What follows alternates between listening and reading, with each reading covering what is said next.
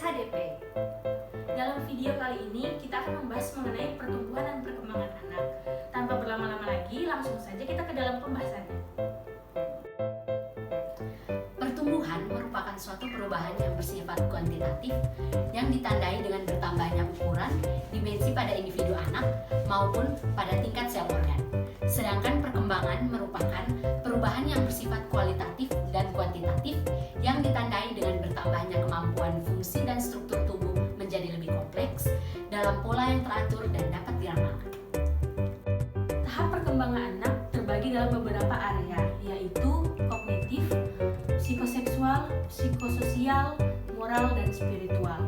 Di sini kelompok kami mengambil pembahasan area kognitif.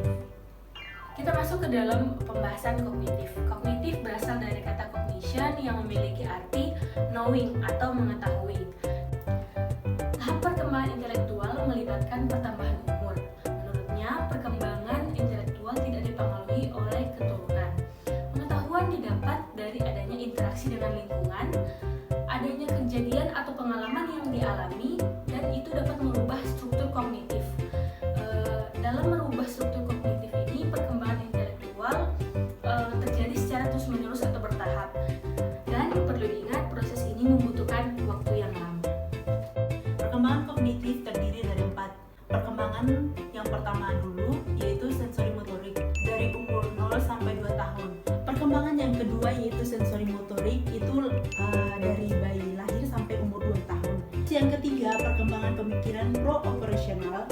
Sekarang tahap perkembangan yang keempat yaitu operasional konkret. Itu yang pertama di umur 7 sampai 11 tahun itu anak sudah mulai memahami konsep waktu. Terus yang kedua, formal operasional itu dari umur 10 sampai 13 tahun itu terbatas dalam berpikir, terus pikirannya masih egosentris gitu.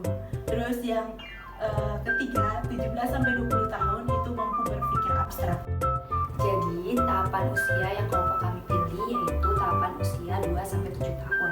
Pada tahap ini, anak mulai mempresentasikan dunia dengan kata-kata dan gambar-gambar. Nah, kata-kata dan gambar-gambar ini menunjukkan adanya peningkatan pemikiran simbolis dan melampaui hubungan informasi inderawi dan tindakan fisik. Cara berpikir anak pada tingkat ini bersifat tidak sistematis, tidak konsisten, dan tidak logis. Hal ini ditandai dengan ciri-ciri. Yang pertama, transductive reasoning. Yang kedua, ketidakjelasan hubungan sebab akibat. Yang ketiga, animisme. Yang keempat, artificialism. Yang kelima, perceptuality bound. Yang keenam, mental eksperimen. Yang ketujuh, centration. Dan yang terakhir adalah egosentrisme. Berdasarkan perkembangan kognitif, terdapat 4 aspek yang mendasari perkembangan anak. Yang pertama adalah aspek motorik kasar. Berdasarkan Putra 2017, motorik kasar merupakan keterampilan yang menggunakan otot besar seperti gerakan yang menggunakan kekuatan fisik dan keseimbangan dan mengendalikan kematangan dan koordinasi gerak. Contohnya adalah seperti menangkap, menendang, dan melempar bola, berguling pada matras, melompat ke depan dan ke belakang, merangkak melewati terowongan, berjalan pada satu garis lurus, berenang, berlari, bermain ayunan, melewati rintangan sederhana, bersepeda, bersenam dengan sederhana, dan lain-lain. Yang kedua adalah motorik halus.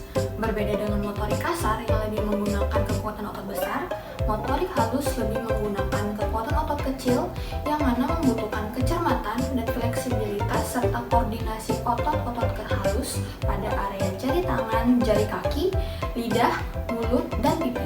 Contohnya adalah seperti mewarnai, melipat kertas, menganyam, menyusun puzzle, menyusun balok, menghitung, menyebutkan angka, warna, simbol, dan huruf. Yang ketiga adalah aspek bahasa. Pada aspek bahasa akan sangat dipengaruhi oleh faktor biologis, pengalaman, dan budaya di mana anak tersebut tumbuh. Contohnya adalah seperti menggunakan tata bahasa yang baik, memahami dan menguasai kurang lebih 3.000 kosakata, mengucapkan salam dan sapaan waktu dengan baik, mampu membaca buku cerita sederhana, dan mampu meniru doa sederhana. Yang keempat adalah aspek personal sosial. Pada aspek ini, berkaitan dengan proses bagaimana anak menanggapi suatu kejadian dan mengekspresikannya melalui wajah, gerak tubuh, dan kata-kata. Contohnya adalah dengan berani maju ke depan untuk menjawab pertanyaan ataupun bernyanyi, memimpin barisan sederhana, mampu memimpin doa sederhana, bermain dalam kelompok, dan berani untuk menyapa teman dan guru. Baiklah teman-teman, sekian video dari kami. Mohon maaf jika ada kekurangan. Terima kasih.